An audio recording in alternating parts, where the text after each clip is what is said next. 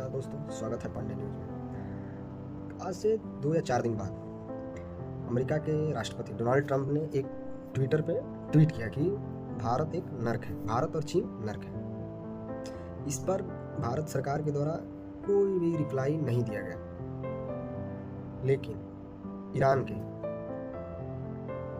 जो कॉन्सुलेट है हैदराबाद में और दिल्ली में, उनके द्वारा भारत के पक्ष में, अमेरिका के विरोध में बयान दिया गया कि भारत आकर के अब देखिए, इस तरह से उन्होंने बयान दिया।